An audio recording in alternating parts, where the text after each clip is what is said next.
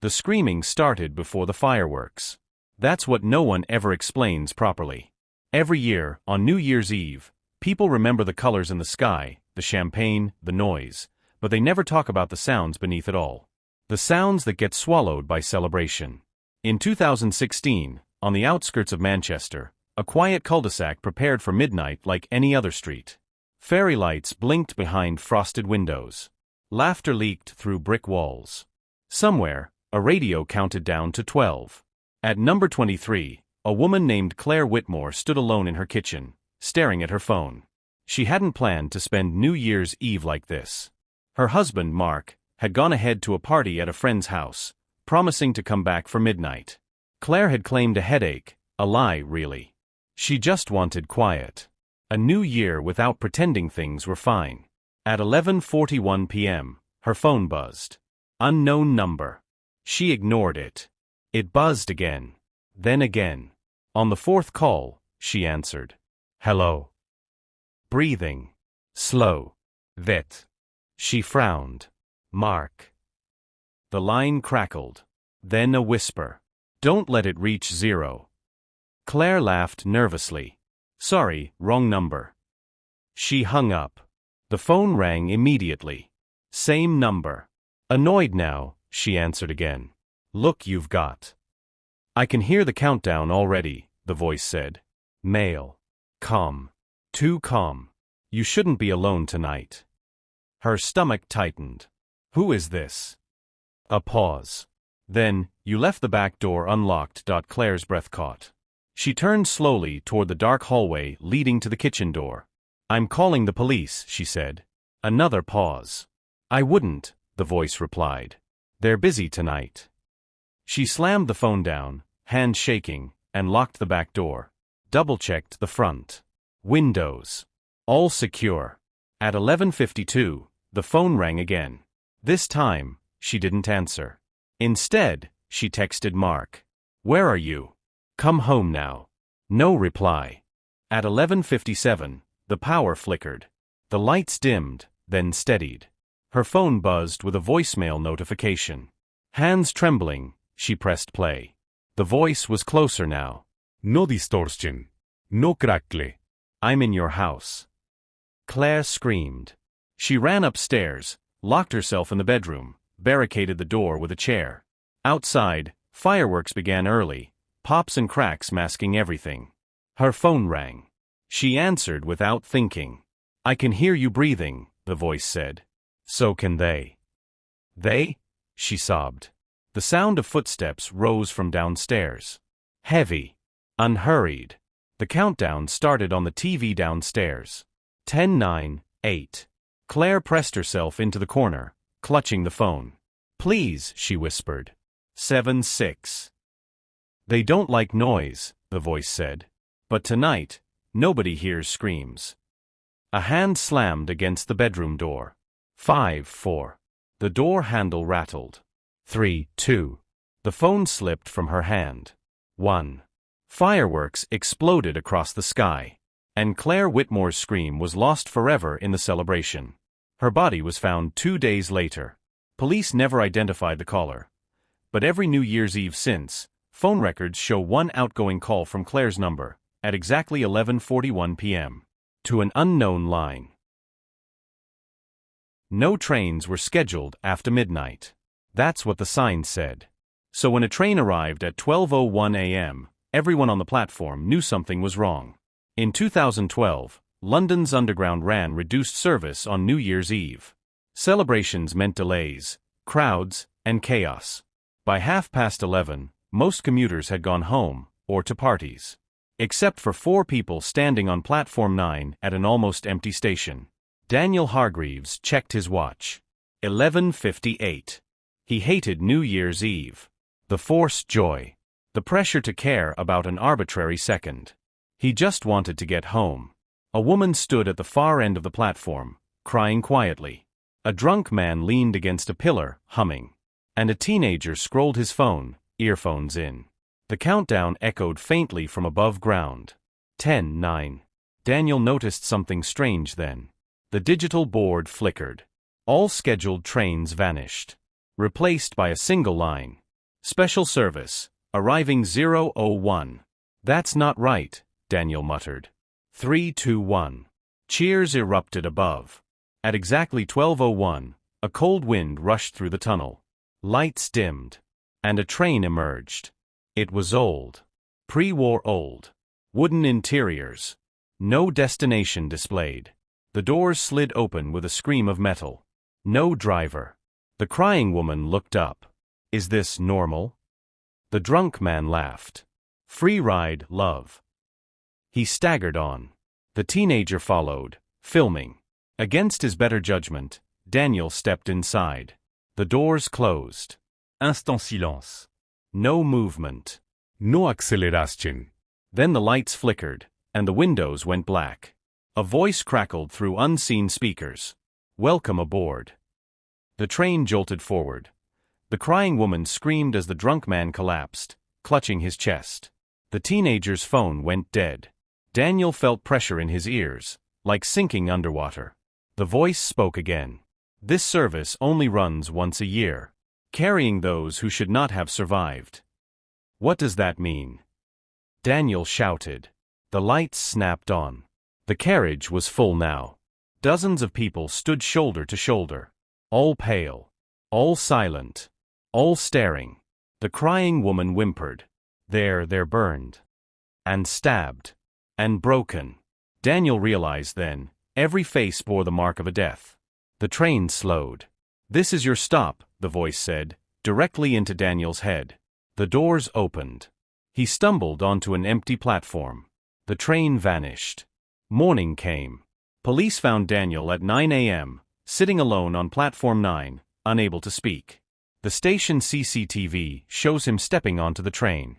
It does not show him stepping off. And every New Year's Day since, staff report a train passing through platform 9 at 12:01 a.m. without stopping. The invitation arrived on the morning of December 31st, slipped halfway through Eleanor Finch's letterbox like it had been waiting for the exact moment she woke up. It made no sound when it landed. That should have been the first warning. Eleanor almost stepped on it as she shuffled into the hallway, still wrapped in her dressing gown, mug of tea in hand. At first glance, it looked old-fashioned, thick cream paper, the kind you don't see anymore, sealed with a circle of dark red wax. No stamp. No return address. Just her name, written in careful black ink. Eleanor Finch. She stared at it longer than she should have. She lived alone. Had done for 3 years now. Nobody sent her letters anymore, not real ones. Everything came through emails, texts, automated reminders that she owed money or time or both. Her fingers hesitated before breaking the seal. Inside was a single card. No declaração. No logo. Just words. New Year's Eve. 9 p.m. Come alone. Leave at midnight. No address. No signature. For a moment, Eleanor laughed under her breath. A strange prank, maybe. Some local event gone wrong. She turned the card over. On the back, written smaller, almost apologetically. You survived when you shouldn't have. Her smile vanished. The mug slipped slightly in her grip, hot tea sloshing dangerously close to her fingers. She remembered the sound first. The screaming of metal. The sickening spin. The silence afterwards. 3 years ago, Eleanor Finch had been in a car that rolled twice on an icy road outside Norwich. The driver died on impact. The paramedic later told her it was a miracle she walked away with nothing but bruises. You're lucky to be alive, everyone said. She had never felt lucky. The card trembled in her hands. By evening, the invitation sat on her kitchen table, untouched, like it was waiting to see what she would decide. Eleanor told herself she wouldn't go. She dressed anyway. At 8:42 p.m., she followed the directions that appeared on her phone the moment she stepped outside. She didn't remember typing anything in. The map simply opened. The road narrowed as she drove, streetlights thinning until there were none at all. The village signs vanished. Houses gave way to fields, then to something darker, heavier. The house stood at the end of a long gravel drive. Too large. Too quiet. Too aware. Its windows were dark, but not empty. Eleanor had the unsettling impression they were watching her approach, measuring her. 5 cars were already parked outside. So I'm not the only one, she thought, though the relief was thin and fragile. The front door opened before she knocked. Warm light spilled out. "Welcome," said a voice from somewhere inside. She stepped in. The air smelled wrong. Not rotten. Not moldy. Just old.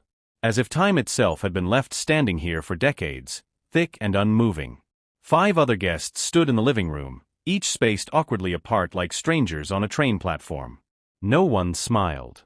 No one spoke. A tall man in a black suit stood near the fireplace, his posture rigid, his expression unreadable. A younger woman with shaking hands clutched her coat as if she hadn't planned to stay. An older man sat in an armchair, staring at the floor, lips moving silently. A teenage boy leaned against the wall, phone in hand, frowning at the lack of signal. And then there was Eleanor. 6 guests. The grandfather clock in the corner ticked loudly, each second stretching just a little too long. "Does anyone know whose house this is?" Eleanor finally asked. No one answered. At 9 p.m., the front door closed on its own. The sound echoed through the house like a final decision. The clock ticked on. They tried the door. Locked. Tried the windows. Painted shut. Phones didn't work. No signal. No emergency calls. "This is some kind of escape room," the teenage boy said, forcing a laugh. "Yeah? Bit intense, but still." The lights flickered. The laughter died. At 11:30 p.m., the temperature dropped sharply. Breath began to fog in the air. Shadows thickened in the corners of the room, stretching unnaturally, creeping closer when no one looked directly at them. At 11:45, the grandfather clock stopped. The silence that followed was unbearable. Then the house spoke. Not from the walls. Not from the ceiling. From everywhere. "Thank you for coming," it said, its voice layered, overlapping, as though many mouths spoke at once. The younger woman screamed. "You were chosen," the voice continued calmly, "because you borrowed time." Memories slammed into Eleanor's mind. The car crash. The stillness. The moment she should have died. Around her, the others reacted the same way, gasps, sobs, hands clutching heads as realizations dawned. The man in the black suit whispered, "Heart attack. I was dead for 4 minutes." The older man sobbed openly. "Collapsed at work. They said I shouldn't have woken up." The teenage boy stared at his hands. "I drowned." The voice continued. "You lived beyond your ending. Tonight, the balance is restored." Walls shifted. Doorways vanished. The room elongated, stretching like something alive. "No," Eleanor said. "You can't," the countdown began. "Not allowed." Inside their heads. 10. The younger woman screamed and collapsed, her body convulsing violently. Her skin aged in seconds, wrinkles carving themselves deep, hair turning white, teeth loosening. 9. The teenage boy cried out as his limbs twisted, bones cracking audibly as he shrank in on himself, skin turning gray and bloated like something pulled from water too late. 8. The older man slumped in his chair, chest caving inward, breath leaving him in a rattling sigh that never returned. Eleanor backed away, heart hammering, eyes wild. 7. The man in the black suit aged rapidly, veins darkening, posture collapsing as if an invisible weight pressed him into the floor. 6. Only Eleanor remained. "Please," she whispered. "I didn't ask for this." The walls pulsed. "You all said you were lucky," the voice replied. "Luck runs out." Eleanor ran. A doorway appeared where none had been before, narrow, dark, breathing cold air. She sprinted, feet slipping on warped floorboards, the sound of the countdown pounding in her skull. 5. The hallway stretched. 4. Her chest burned. 3. She saw the front door. 2. Her fingers brushed the handle. 1. Midnight struck. Fireworks exploded somewhere far away. The door burst open. Eleanor fell onto frozen gravel, gasping, sobbing, alive. Behind her, the house stood silent. Dark. Emptied. By morning, the property didn't exist. No foundations. No ravel. No records. Just an empty field.